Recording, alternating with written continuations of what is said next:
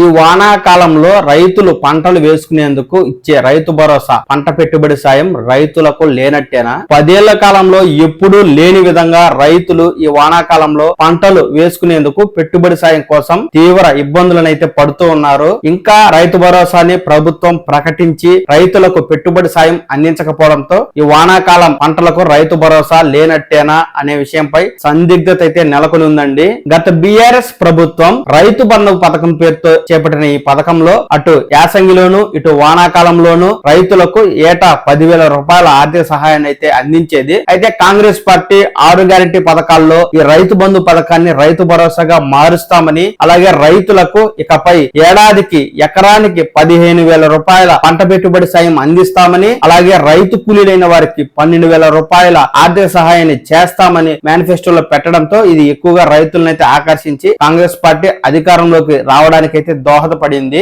అయితే డిసెంబర్ నెలలో అధికారంలోకి వచ్చిన కాంగ్రెస్ పార్టీ ముఖ్యమంత్రిగా రేవంత్ రెడ్డి గారిని ఎన్నుకోగా అప్పటి యాసంగి సీజన్ కు సంబంధించి రైతు బంధు పథకాన్ని ఉన్నట్టుగా అయితే అమలు చేసింది. అప్పట్లోనే రైతులకు ఎకరానికి 5,000 రూపాయల చొప్పున ఈ రైతు బంధు పథకం ద్వారా అయితే పంట పెట్టుబడి సాయం అందించారు. అయితే ఇప్పుడు వానాకాలం సీజన్ వచ్చింది కాబట్టి కాంగ్రెస్ పార్టీ ఇచ్చిన హామీ మేరకు ఈ రైతు భరోసా పథకం ద్వారా రైతులకు ఎకరానికి 15,000 రూపాయల చొప్పున పంట పెట్టుబడి సాయం అందించాల్సి ఉంటుంది. ఇది రైతులకే కాదు కౌలు రైతులకు వర్తిస్తుంది. ఇకపోతే రాష్ట్ర వ్యాప్తంగా ఉన్న 20 లక్షల మంది రైతు కూలీలకు కూడా 12,000 రూపాయల ఆర్థిక సహాయం అయితే ఈ వానాకాలం సీజన్ లో అందించాల్సి ఉండగా గత బీఆర్ఎస్ ప్రభుత్వ హయాంలో ఈ రైతు బంధు పథకం ద్వారా అనర్హులు కూడా రైతు భరోసా పంట పెట్టుబడి సాయం అందుకున్నారని, తమ ప్రభుత్వం మాత్రం అర్హులైనటువంటి నిజమైన రైతులకు మాత్రమే పంట పెట్టుబడి సాయం అందిస్తామంటూ ఈ మేరకు మల్లు భట్టి విక్రమార్క గారి ఆధ్వర్యంలో మంత్రివర్గ ఉపసంఘం వేసి ఉమ్మడి 10 జిల్లాల్లో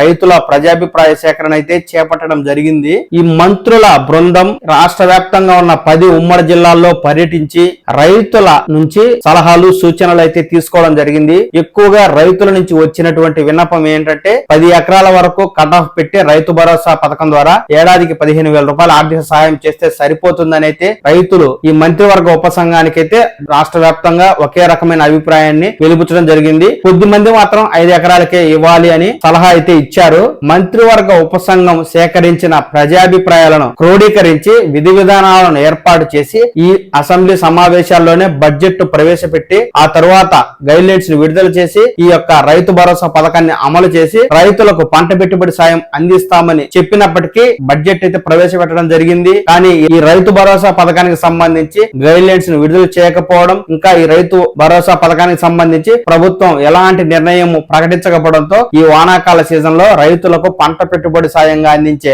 రైతు భరోసా పథకం 15,000 రూపాయల ఆర్థిక సహాయం లేనట్టేనా అనే విషయంపై రైతుల్లో అయితే ఆందోళన నెలకొందండి. అంతేకాదు ప్రభుత్వం ఈ వానాకాల సీజన్ లోనే రైతు రుణమాఫీ పథకాన్ని అయితే చేపట్టింది. ఇప్పటికే మొదటి విడతగా 1,00,000 రూపాయలు, రెండవ విడతగా 1,50,000 రూపాయల రుణమాఫీ చేసిన ప్రభుత్వం ఇక ఆగస్టు 15వ తేదీన చివరిగా 2 లక్షల రూపాయలున్న రైతుల రుణమాఫీలను అయితే మాఫీ చేయబోతూ ఉంది. ఈ నేపథ్యంలో రైతులు బ్యాంకుల ద్వారా రుణాన్ని తెచ్చుకున్నామనుకుంటే ఇటు బ్యాంకర్లు అయితే ఈ రైతు రుణమాఫీ లెక్కల్లో బిజీగా ఉన్నారు. దీంతో బ్యాంకుల్లో కొత్తగా పంట రుణాలు ఇచ్చేందుకు బ్యాంకర్లు అయితే ఆసక్తి చూపలేదండి. ఇటు రైతు భరోసా పంట పెట్టుబడి సాయం అందక, అటు బ్యాంకుల్లో రుణాలు రాక రాష్ట్ర వ్యాప్తంగా రైతులు ఈ వానాకాలంలో పంట పెట్టుబడి సాయానికైతే తీవ్ర ఇబ్బందులను ఎదుర్కొంటూ ఉన్నారు. దీంతో అధిక వడ్డీలకు రుణాలు ఇచ్చే ప్రైవేట్ దళారుల వద్దకు వెళ్లి రైతులైతే పంట పెట్టుబడి సాయానికి అప్పులు తెచ్చుకుని మరీ పంటలు వేస్తూ ఉన్నారు. అయితే మీరు అనొచ్చు, రైతు రుణమాఫీ చేసింది కదా, నేరుగా వారి అకౌంట్ లోనే ఈ అమౌంట్ జమ చేసింది కదా, మరి ఈ పంట పెట్టుబడి సాయానికి ఏ విధంగా ఇబ్బంది అవుతుంది అని అనుకోవచ్చు. కానీ రాష్ట్ర వ్యాప్తంగా 60 లక్షల మంది రైతులు, కౌలు రైతులు ఉండగా 20 లక్షల మంది రైతు కూలీలు ఉన్నారు. ప్రభుత్వం ఇచ్చిన హామీ మేరకు రైతు భరోసా పథకం ద్వారా రైతులు, కౌలు రైతులకు ఎకరానికి 15,000 రూపాయలు పంట పెట్టుబడి సాయం రావడంతో పాటు ఇక్కడ రైతు కూలీలకు కూడా 12,000 రూపాయలు ఆర్థిక సహాయం అందాల్సి ఉంది. దీంతో ప్రభుత్వం ఈ రుణమాఫీని తలకెత్తుకోవడం, రైతు భరోసా కోసం చేసిన ప్రజాభిప్రాయ సేకరణపై ఇంకా ఎలాంటి నిర్ణయం తీసుకోకపోవడం, గైడ్ లైన్స్ ను రూపొందించకపోవడం,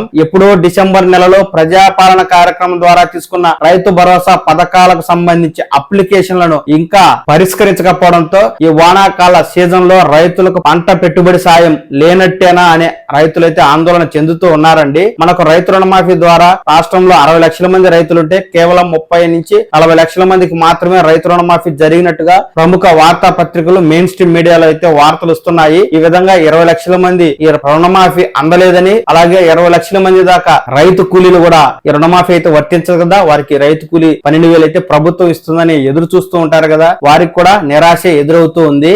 ఇక్కడ ముఖ్యంగా చెప్పుకోవాల్సింది ఏంటంటే రైతులు ఓకే, మరి కౌలు రైతులను ఎలా గుర్తిస్తారు? ఈ విషయంపై జిల్లాలో మంత్రివర్గ ఉపసంఘం సలహాలు సూచనల కోసం పర్యటన చేసినప్పుడు రైతులైతే ఇదే విషయాన్ని మంత్రి బట్టి విక్రమార్క గారిని అడిగారండి. పలువురు కూలీలు కౌలు రైతులకు ఏ విధంగా సాయం అందిస్తారని మంత్రులను ప్రశ్నించారు. అయితే వీటిపై ప్రభుత్వం విధి విధానాలు ఖరారు చేస్తుందని మంత్రులైతే రైతులకు తెలియజేశారు. ఇప్పటి వరకు ప్రభుత్వం కౌలు రైతులను గుర్తించే ప్రక్రియ చేపట్టలేదు. ఉమ్మడి జిల్లా వ్యాప్తంగా సుమారు 2 లక్షలకు పైగా కౌలు రైతులు ఉన్నట్లు అనధికారిక లెక్కలు ఉన్నాయి.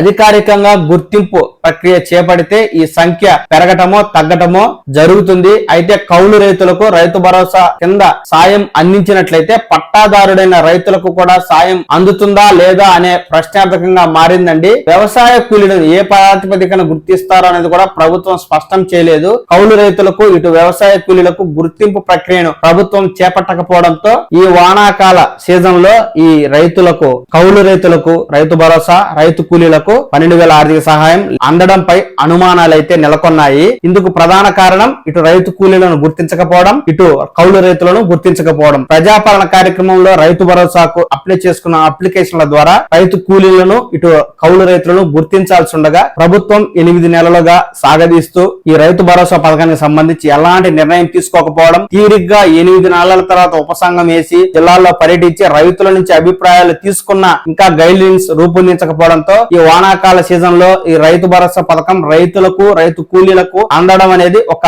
అందని ద్రాక్షగానే మిగిలేటట్టుగా మనకైతే తెలుస్తూ ఉంది. ఆగస్టు 15వ తేదీన ప్రభుత్వం 2 లక్షల రూపాయల రుణమాఫీని ప్రకటిస్తున్న నేపథ్యంలో ఈ రైతు భరోసా పథకానికి సంబంధించి ఏమైనా తాజాగా ప్రకటన చేస్తుందేమో మనమైతే వేచి చూడాల్సిందండి. ప్రభుత్వం నుంచి రైతు భరోసా పథకానికి సంబంధించి ఎలాంటి తాజా సమాచారం వచ్చినా ఉన్నది ఉన్నట్టుగా నేనైతే మీకు తెలియజేస్తాను. ఈ సమాచారాన్ని మీరు ఈ పవన్ టాక్స్ తెలుగు ఛానల్ ద్వారా చూసి తెలుసుకోవడం కోసం ఈ ఛానల్ ని లైక్ చేసి సబ్స్క్రైబ్ చేసుకోండి. నమస్కారం.